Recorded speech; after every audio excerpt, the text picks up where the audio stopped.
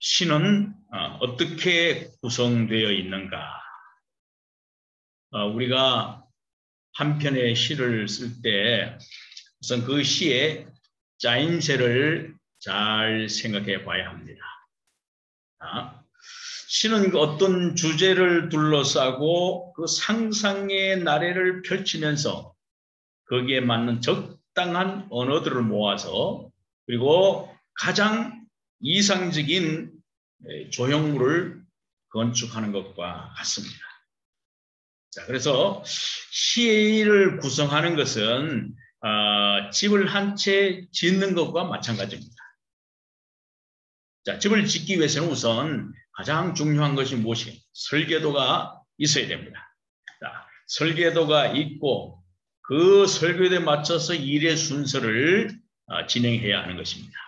그래서 처음에 설계도에 따라서 땅을 고릅니다. 정지 작업을 해야 되죠. 그리고 그 땅 위에 이제 잘 다듬어진 땅 위에 이제 주춧돌을 놔요. 주춧돌을 놓고 그 주춧돌 위에 또 기둥을 세워요.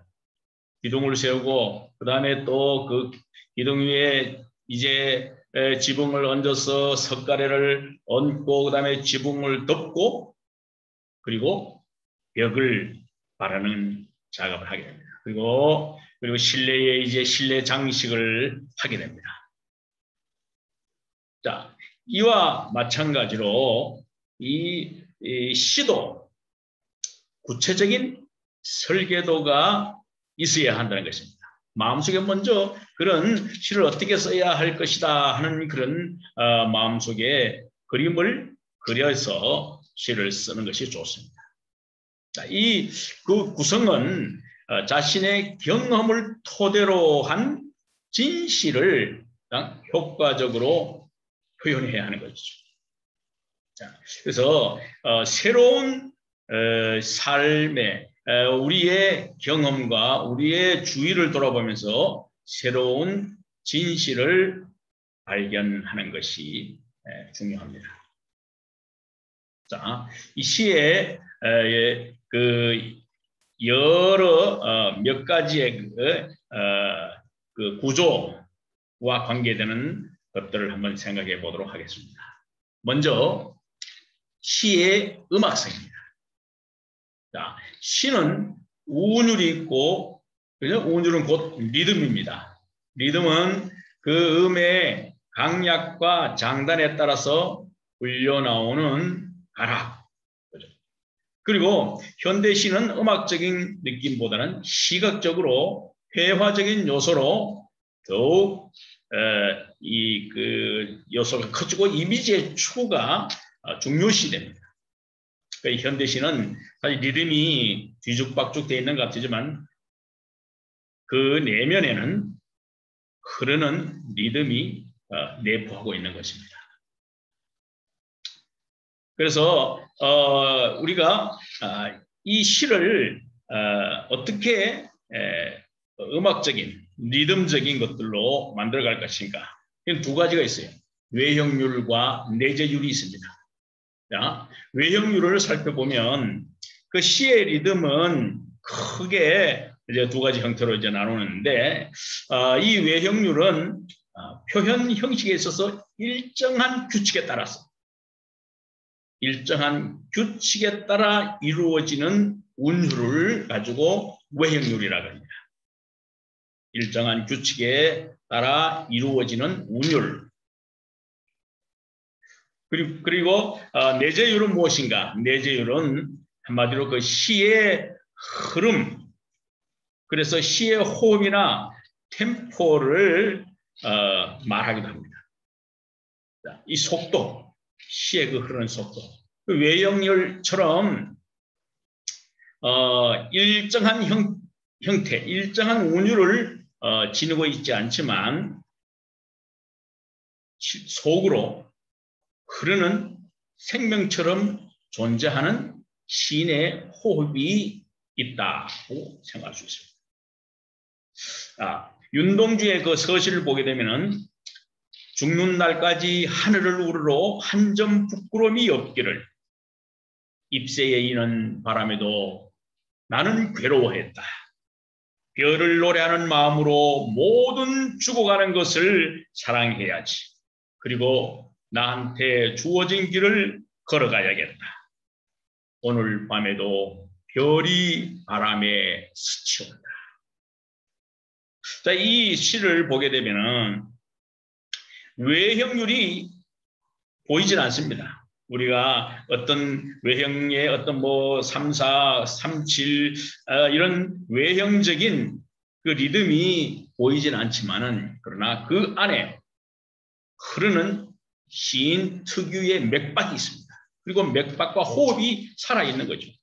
이것이 현대 시에서 얘기하는 그 내재율이라고 할 수 있습니다. 그 다음에 시의 회화성입니다. 시는 그 시의 언어가 음악성과 아울러 그림을 그리는 듯한 그런 성질을 가지고 있습니다. 이러한 성질을 시의 회화성이라고 합니다. 시인들은 상상력에 의해서 이제 언어의 그림을 그리는 것을 아주 대단히 중요하게 생각합니다. 이제 시의 매력이 그 귀로 듣는 음악적인 것에서 이제는 눈으로 읽고 그리고 머리로 생각하는 그 회화적인 이미지, 그 회화적인 이미지로 바뀌어가고 있죠. 자, 나는 슬퍼서 울었다. 이 직설적인 문장을 이제 이 회화성으로 바꾸는 거예요. 나는 속눈썹을 적셨다. 이렇게 상상력에 의해서 그림을 그리고 독자들이 그 상상력을 다시 자극시켜서 감동을 일으키는 이런 것을 현대시에서는 이제 아주 중요하게 생각하고 또 현대시의 맛이라고 할 수 있습니다. 그 다음 또 하나는 시의 의미성입니다. 시의 의미성. 현대 시를 이루는 또 하나의 요소는 의미성이라고 할 수 있는데 그 이미지의 배후에 숨겨져서 암시하거나 호소하는 것으로 표현되는 겁니다. 그래서 그 시가 의미하는 것들을 이미지로 배후에 나타나는 겁니다. 그래서 우리 시인이 직접 체험을 한 시들을 이제 그 이미지화해서 글을 나타내면 독자들은 그 시를 읽고 작가가 느꼈던 그 체험을 간접적으로 아마 체험을 할 수 있는 것입니다. 그래서 우리의 시를 쓸 때 어떻게 써야 할까? 이러한 여러 개의 이 회화성과 의미성과 음악성을 볼 수 있습니다. 자, 그러면은 시 창작을 어떻게 할 것인가? 시 창작의 단계를 한번 생각해 보겠습니다. 시를 쓰고자 하는 사람은 누구나 그 주제나 그 표현 방법을 어떻게 써야 할까 고심하게 됩니다. 시는 본 것이나 느낀 것을 어떻게 이미지로 나타낼 것인가?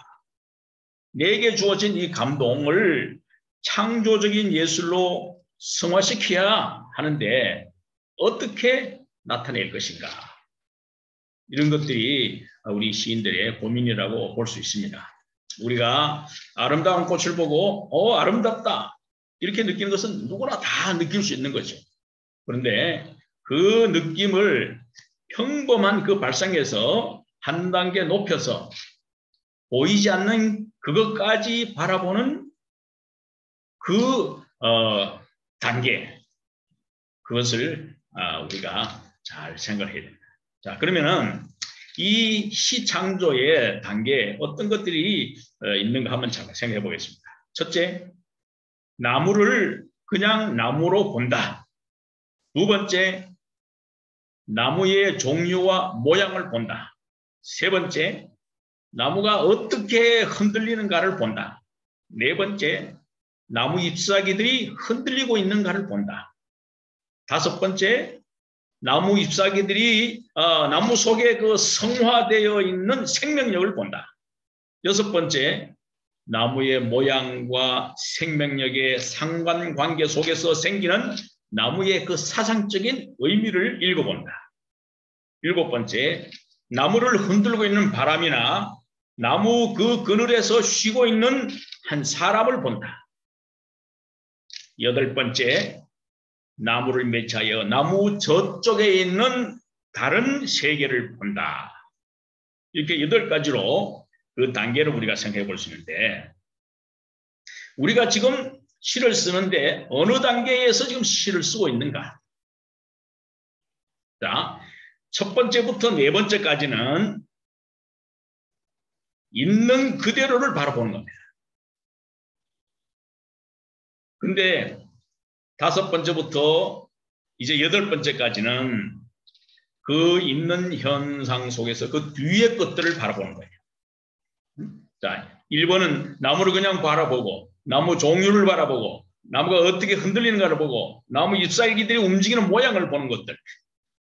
있는 그대로를 보는 거예요. 우리가 시를 쓸 때 있는 그대로를 쓰는 사람이 많아요. 우리가 시를 자꾸 쓰다 보면은 있는 그대로가 아닌 그 뒷면을 바라볼 수 있어야 한다는 거죠. 그러니까 나무 속에 있는 그 생명력, 나무가 가지고 있는 그 생명력을 한번 관찰해 볼 수도 있고, 또 나무의 그 어떤 생명력의 상호관계 속에서 나무의 사상적인 의미, 그 나무가 어떤 우리에게 던져주는 의미를 가지고 있는가. 그 다음에 또 나무가 흔들리는 바람, 그 흔들리는 바람 속에 그 이미지, 그리고 그 나무 그늘 아래 쉬고 있는 또 다른 매체, 한 사람을 바라보는 거죠. 그 너머 거를 바라봐요. 그리고 나무 그 뒤쪽에, 나무 저쪽에 어떤 다른 세계를 바라보는 것이 우리가 좋은 시를 쓸 수 있도록 발전해가는 겁니다. 그래서 우리가 시의 그 소재를 동원해서 한 편의 시를 완성하는 것이 쉬운 일은 아니지만, 한 번 더 강조하지만, 시를 쓸 때 있는 그대로를 바라보지 않고 그 내면의 세계와 그 뒷면의 그 이후의 세계를 바라볼 수 있는 그런 안목이 필요하고, 또 그런 연습을 많이 해야 한다고 생각합니다.